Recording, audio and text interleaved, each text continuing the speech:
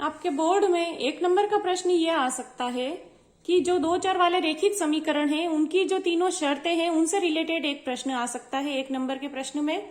2 चर वाले रेखिक समीकरण में क्या होता है, चर 2 तरह के होते हैं, x भी होता है और y भी होता है। 2 तरह के चर हैं इसलिए इसको 2 चर वाले और रेखिक क्यों कहेंगे, क्योंकि इसमें घात नहीं लग रही है तो ये रेखिक समीकरण हुए। अब 2 चर वाले रेखिक समीकरण है तो हमें हल प्राप्त करने के लिए भी 2 समीकरण की आवश्यकता पड़ती है। तो समीकरण को पहचानने के लिए हम एक समीकरण के जो गुणांक हैं उसको हम a1, b1 और c1 कर देंगे और दूसरे जो हैं उनको हम a2, b2 और c2 लिख देंगे। ये क्या होते हैं, ये जो संख्याएं हैं इनके साथ में समीकरण के साथ में x के साथ में जो संख्या है वो a1 हो जाएगी और y के साथ में जो संख्याएं हैं वो b1 और b2 हो जाएगी और लास्ट में जो अकेली संख्याएं बचती है वो c1 और c2 हो जाएगी। तो क्या है इनके, हम इनको समझ लेते हैं।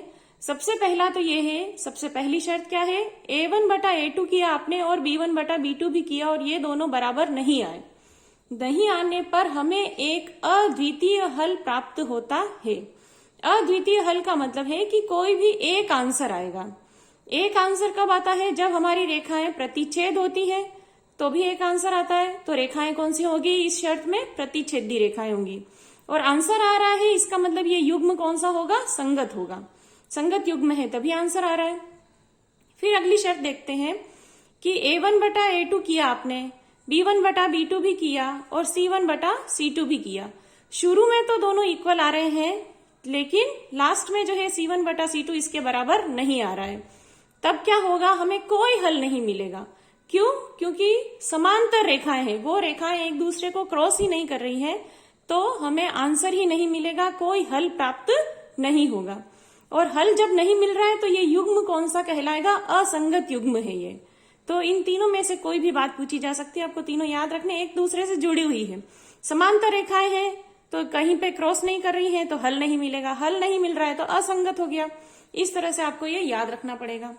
और लास्ट में अगर तीनों ही बराबर आ गए, तीनों के अनुपात a1 बटा a2 भी किया आपने, b1 बटा b2 भी किया और c1 बटा c2 भी किया और तीनों ही बराबर आ गए, तब क्या होगा, जो रेखाएं हैं वो एक दूसरे के ऊपर आएगी, संपाती रेखाएं होंगी। एक लाइन बनी और उसी के ऊपर आपकी दूसरी लाइन बनेगी जब आप इसकी रेखाएं बनाएंगे। तो संपाती रेखाएं हैं तो हर बिंदु पर इसका आंसर मिलेगा, अनेक हल मिलेंगे।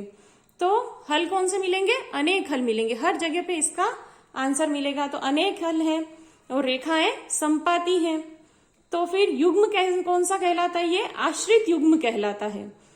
तो अब आपको ये तीनों ही, आप इसका स्क्रीनशॉट भी ले सकते हैं, ये तीनों ही आपको डिटेल में अच्छी तरह से मैंने बिल्कुल क्लियरली आपको लिख दिए हैं, तीनों शर्तें क्या है।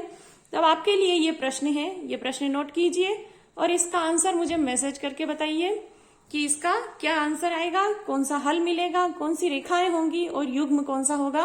तीनों ही आंसर में लिख के मुझे मैसेज कीजिए, कमेंट कीजिए और इस प्रश्न को बोर्ड में बहुत ध्यान से अटेम्प्ट कीजिए। इससे रिलेटेड किसी भी तरह का प्रश्न पूछे तो ये अब आपको अच्छे से समझ में आ जाना चाहिए और इस प्रश्न को ध्यान से हल कीजिए। Thank you.